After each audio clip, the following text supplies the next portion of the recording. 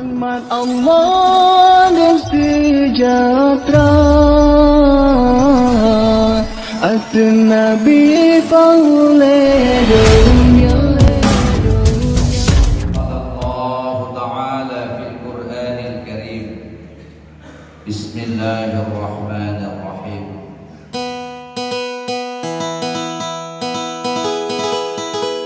Kembali antara Nabiullah Adam dengan Siti Hawa disebutlah dengan padang Arafah, karena arti Arafah yaitu saling mengenal.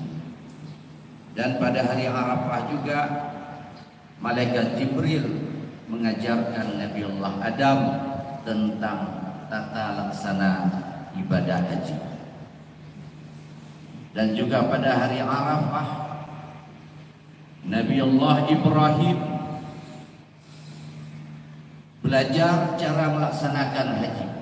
Pada hari Arafah Nabiullah Ibrahim meyakini bahwa mimpi tersebut benar-benar dari Allah Subhanahu wa Ta'ala. Maka sebelum hari Arafah ada disebut dengan hari Tarwiyah atau hari ke-8 daripada bulan Zulhijjah. Kenapa disebut dengan hari Tarwiyah? Ternyata arti daripada Tarwiyah yaitu berpikir atau merenung. Maka oleh karena itu disebutlah dengan hari Tarwiyah, karena pada waktu itu, pada pagi itu Nabiullah Ibrahim merenung dan berpikir, apakah mimpi saya ini dari Allah atau dari syaitan? Sebagaimana yang telah Allah abadikan di dalam Al-Quran. Bismillahirrahmanirrahim. Falamma balagha ma'ahu as-sa'ya qala ya bunayya inni ara fil manam anni azbahuka fanzur madza tara.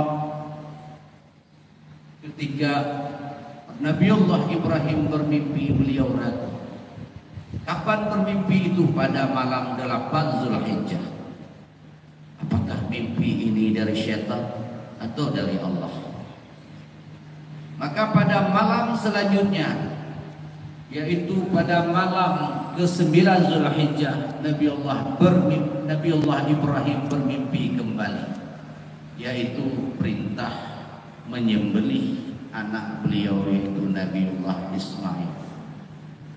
Wanzur madza tara. Ketika beliau yakin kepada Allah bahwa ini benar-benar mimpi ini benar-benar dari Allah, maka beliau bertanya kepada anak, wanzur madza tara, bagaimana pendapatmu nak?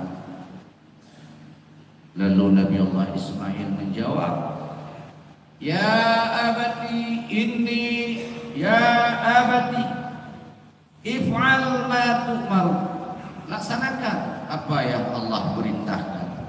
Satajiduni insyaallah minas sabirin, engkau akan mendapatiku termasuk dalam golongan orang-orang yang sabar. Maka pada hari Nahar, di mana hari keempat, hari yang paling mulia di sisi Allah, yaitu Yaumun Nahar, yaitu hari berkorban, hari 10 Zulhijjah. Pada hari inilah terjadi kembali peristiwa yang paling besar, yaitu penyembelihan Ismail oleh Nabiullah Ibrahim. Kenapa peristiwa ini dianggap peristiwa yang paling besar? Karena disitulah wujud keikhlasan dan kesabaran Nabiullah Ibrahim alaihissalam. Ketika Nabiullah Ibrahim mendapatkan perintah dari Allah untuk menyembelih Nabiullah Ismail, tidak tanggung-tanggung Nabi Allah Ibrahim tidak sedikit pun mengeluh atau mempertanyakan kepada Allah, ya Allah, kenapa anak saya yang sebegini, ya Allah? Bukankah binatang ternak saya begitu banyak? Tapi Nabi Allah Ibrahim dengan yakin dan teguh kepada Allah, tidak ada bantah sedikit pun, melaksanakan perintah Allah.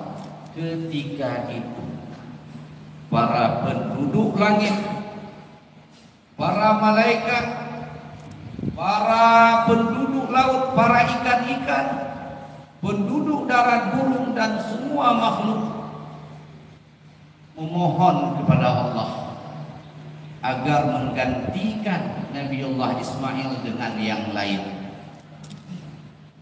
kecuali hanya iblis.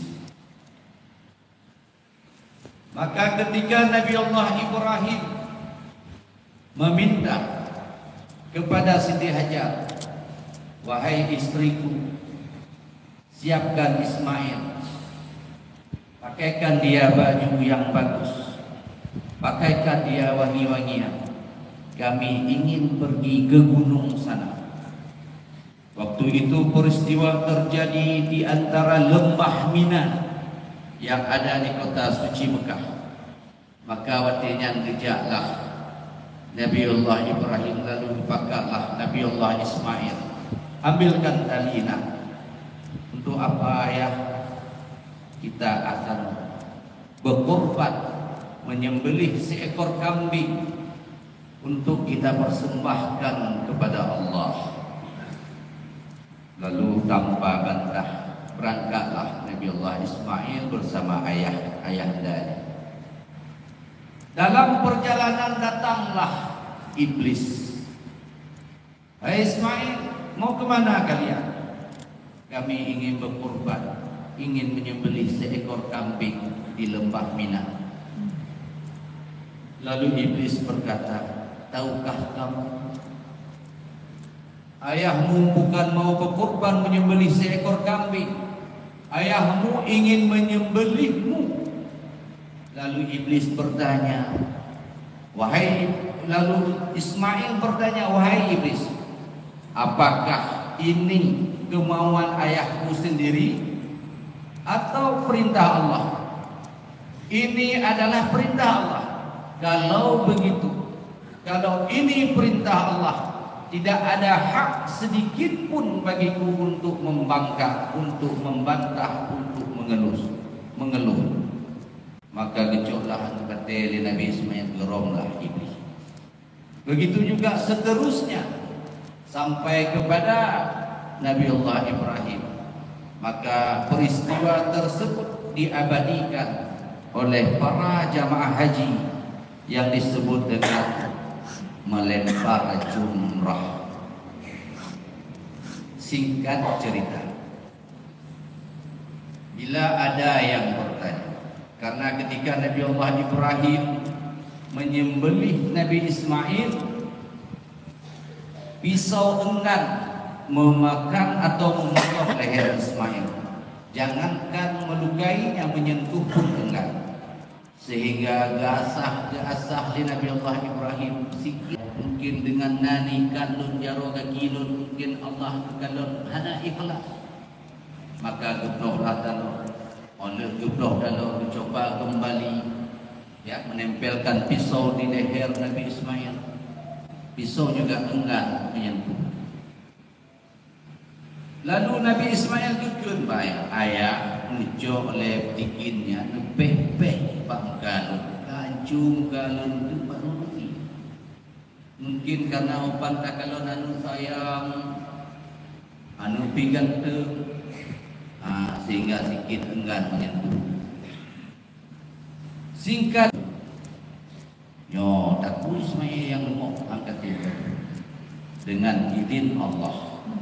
Pisau pun berkata, ya Khalilullah, wahai teman Allah, bagaimana aku mematuhi dua perintah?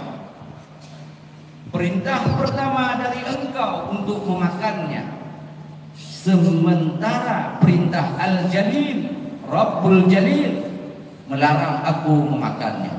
Aku bimbang, tentu saja aku lebih mematuhi perintah Allah yang menciptakan aku dan engkau. Ketikanya Nabi Ibrahim pun terkejut.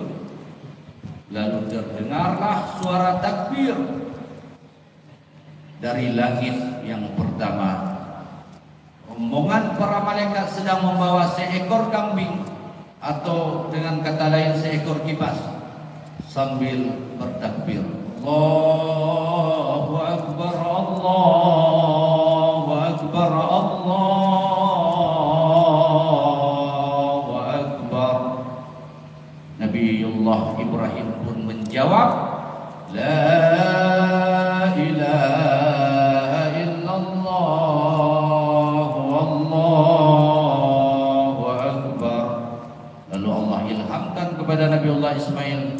Nabi Ismail pun ikut menyahut, Allahu Akbar walillahil hamd. Maka Allah gantikan dengan seekor kambing. Lalu ada yang bertanya, kenapa Allah gantikan kurban Nabiullah Ismail dengan seekor kambing atau kibas? Jawabannya menurut As-Sudi, yang pertama sekali, supaya Nabiullah Ibrahim itu tidak disebut berdusta, berbohong kepada anaknya. Karena ketika Nabiullah Ibrahim mengajak anaknya, yuk nak kita ke bukit yang di sana untuk kita persembahkan kurban kepada Allah, yaitu dengan menyembelih seekor kambing. Padahal waktu itu rencana Nabiullah Ibrahim untuk menyembelih Ismail. Kenapa Nabiullah Ibrahim tidak berkata jujur? Karena di depan istrinya. Maka oleh karena itu, kadangkala gedanya hanya terlalu jujur di inong. Kadang-kadang istrinya inong gedanya menghambat gedanya untuk berbuat kebaikan. Sering lon-galon terjadi di lapangan. Ketika kita ajak orang ayo berkorban, kita mudahkan cara orang, mari kita berkorban dengan cara patungan, dengan cara cicilan per bulan sekian, nanti setahun jumlahnya sekian. Alasannya saya tanya dulu sama istri, bukan tanya kebaikan Bapak Ibu.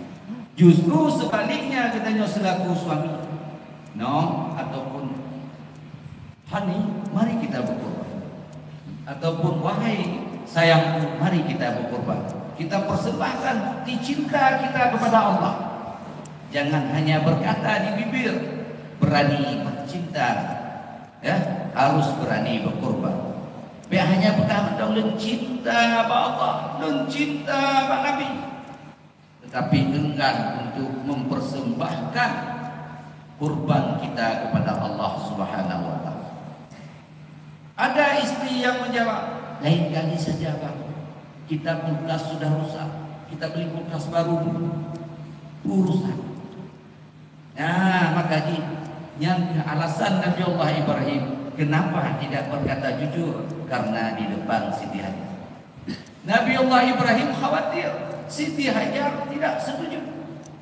Tetapi dalam hal demikian ternyata sebaliknya, justru Siti Hajar manusia pertama dirayu oleh iblis.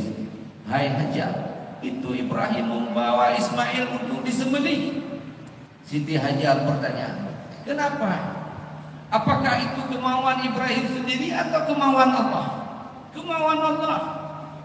Kalau kemauan Allah, jangankan Ismail, tak ulun pun siap disembelih.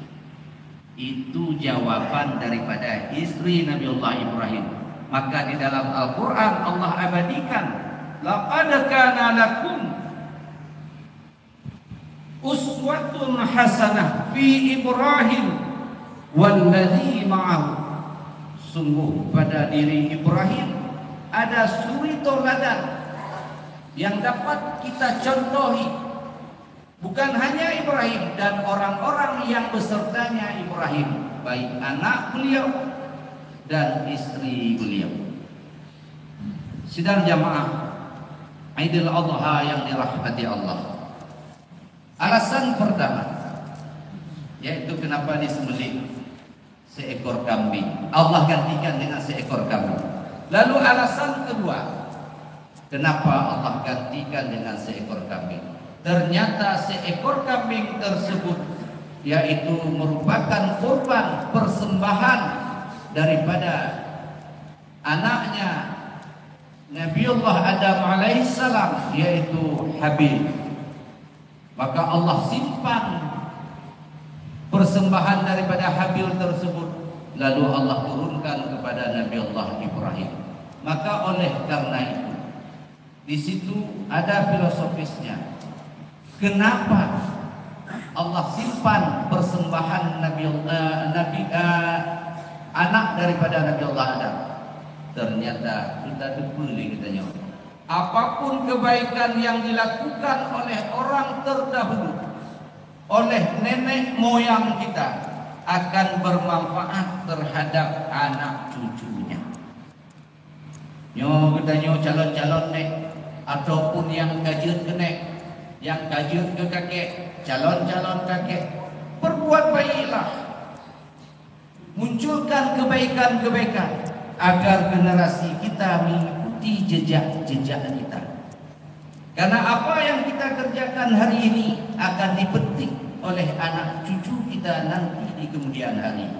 Bila hari ini kita tanam kebaikan, insya Allah anak cucu kita juga akan memetik kebaikan. Bila kakek-kakek zamannya sibuk dengan duniawi, maka anak kita bukan lagi sibuk dengan dunia. Dia melupakan akhirat, bahkan menganggap akhirat itu hanya fiksi belaka. Sedang jamaah Idul Adha yang dirahmati Allah. Singkat cerita, mari kita petik apa hikmah di balik berkurban. Hikmah di balik berkurban itu adalah yang pertama sekali, walaupun secara zahir syariat kita menyembelih seekor unta atau kambing atau lembu, namun hakikatnya adalah kita menyembelih sifat-sifat kebinatangan yang ada pada diri kita. Yang pertama, kita menyembelih sifat rakus. Karena sifat rakus ini ataupun sifat tamak ini sering merusak kehidupan tatanan sosial masyarakat. Bila manusia kena penyakit tamak, maka dia akan melupakan dunia, melupakan akhiratnya. Maka oleh karenanya, dengan penyembelihan binatang ternak tadi, kita harus merasakan bahwa kita juga menyembelih sifat-sifat yang ada pada diri kita, yaitu sifat-sifat kebinatangan. Baik sifat rakus, sifat tamak, sifat sombong, sifat yang tidak terpuji yang ada di batin kita. Karena yang namanya binatang, dia tidak pernah mengingat kematian. Kenapa binatang tidak pernah mengingat kematian? Karena setelah binatang mati tidak ada kehidupan setelahnya. Bila mati kami, hantum belum terdengar dalam riwayat atau sejarah bahwa kami yang akan kelak pertanggungjawaban di hadapan Allah kelak. Abang mati kami yang selesailah urusannya dengan kehidupannya dan tidak ada LPG di hadapan Allah. Laporan penanggung-jawaban. Tetapi kita selaku manusia, satu butir debu kebaikan akan diperhitungkan oleh Allah. Satu butir debu keburukan, kejelekan atau dosa yang kita kerjakan akan dipertanyakan oleh Allah. Yang halal dipertanyakan, yang haram akan disiksa. Maka oleh karena itu, bersyukurlah jadi manusia yang dimana manusia tersebut sudah menyembelih sifat kebinatangan yang ada pada dirinya. Bila kita sering melupakan kematian atau disebut dengan istilah tulul amal, panjang angan-angan, maka ketahuilah panjang angan-angan tersebut akan menyebabkan kita lupa kepada akhirat. Panjang angan-angan tersebut akan mencegah kita daripada perbuatan. Uronya ada kala urang wadidajak mari berkorban, lun mendong. Nyan jawaban yang demikiannya menutup bahwa jawaban tersebut adalah jawaban dari mulut orang yang tulul amal, panjang angan-angan, yang ittiba'ul hawa, yang sering memperturut hawa nafsu. Maka untuk berkorban bukan hanya kemampuan secara finansial, bukan hanya kemampuan secara lepek, tidak. Butuh keluasan hati, kelapangan hati. Karena punya kata-kata mampu dan tidak mampu sampai kiamat. Bila hati katanya sempit akan selalu berkata lun ham mampu lo, lun ham mampu lo. Sementara HP kita gado dari tipenya sampai kepada iPhone dan lain-lain. Honda bisa kita beli setiap tahun. Kenapa kendaraan buat modal kita di hadapan Allah nanti tidak sanggup kita lakukan? Dikarenakan bukan tidak mampu secara lahir, batin kita yang masih sempit. Kenapa demikian? Karena masih panjang angan-angan. Kita merasa meyakini bahwa kita akan hidup sampai tahun depan. Karena ini. Yang kedua, hikmah daripada kita berkorban yaitu untuk menyembelih sifat bakhil, sifat kikir, sifat yang paling bahaya yang ada di dalam. Jauh daripada Allah, dekat dengan syaitan, jauh dari surga, dekat dengan neraka. Namun orang yang pemurah, dekat dengan Allah, jauh dengan syaitan, dekat dengan surga, jauh dengan neraka. Maka dengan hikmah berkorban itu, mudah-mudahan sifat bakhil yang ada di dalam diri kita tersembelihkan. Kenapa ada sifat bakhil? Dikarenakan ada sifat rakus. Apa sifat rakus? Sifat tamak. Cukup enggak cukup, merasa tidak pernah cukup, bahkan tidak merasa cukup. Maka oleh karena itu, orang kaya bukanlah orang yang banyak hartanya. Orang kaya yang merasa cukup dengan apa yang dimilikinya, lalu bisa bermanfaat untuk selainnya. Itulah yang dikatakan orang kaya. Yang ketiga, hikmah dibalik berkorban yaitu untuk mematuhi, menjunjung tinggi, mengagungkan perintah Allah dan perintah Nabi kita Muhammad sallallahu alaihi wasallam. Allah berfirman di dalam surat Al-Mudahannah, kalau enggak salah khatib, la yanalallaha luhumuha wala dima'uha walakin yanaluhu taqwa minkum. Allah tidak meminta atau tidak menerima daging dan darah daripada kurban kalian.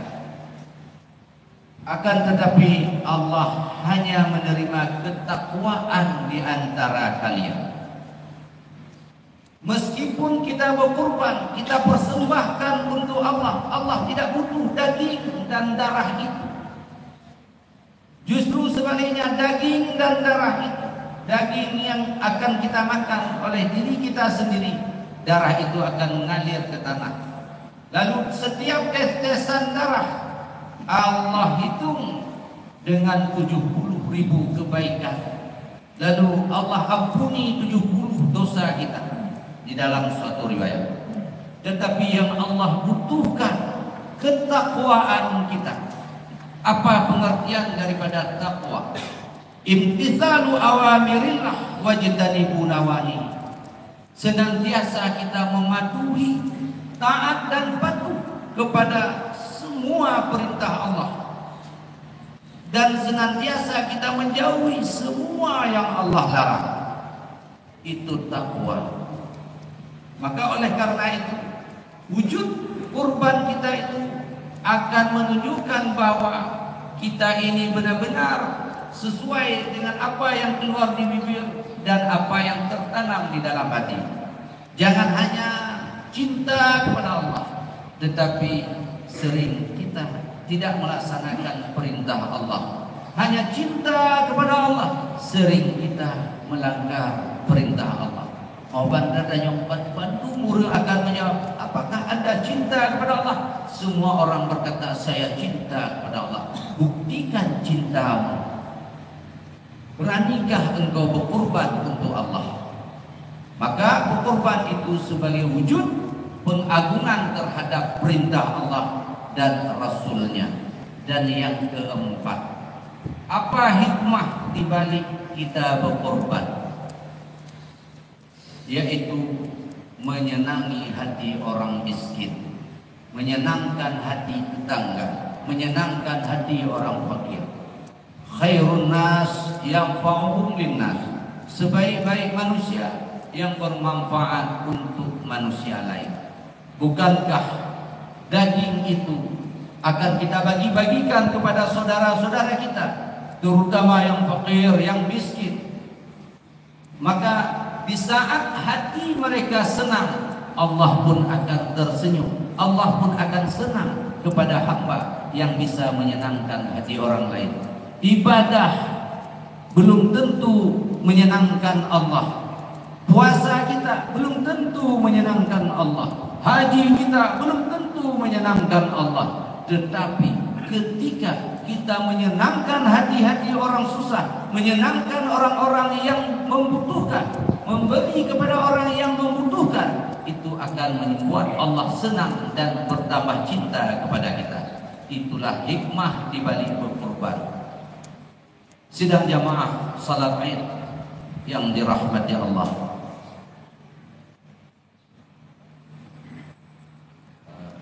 Jam berapa?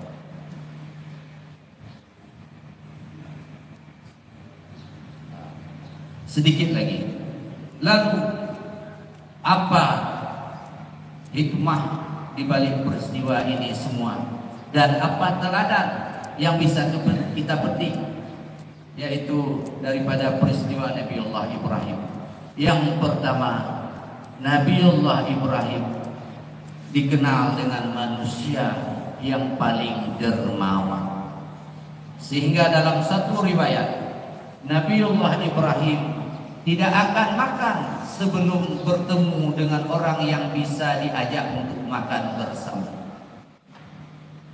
Nabiullah Ibrahim setiap waktu makan, beliau akan berdiri di simpang-simpang.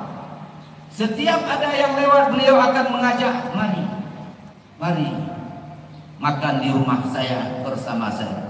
Kalau belum ketemu orang yang bisa diajak makan oleh beliau, maka beliau juga tidak akan makan. Itulah bentuk dermawannya Nabiullah Ibrahim. Yang kedua, Nabiullah Ibrahim adalah manusia yang paling husnudzon fillah, yang paling berbaik sangka kepada Allah. Tidak ada sedikit pun keluh. Pernah datang malaikat Mikail, wahai Nabiullah Ibrahim, minta pada Allah, saya akan turunkan seluruh ayat.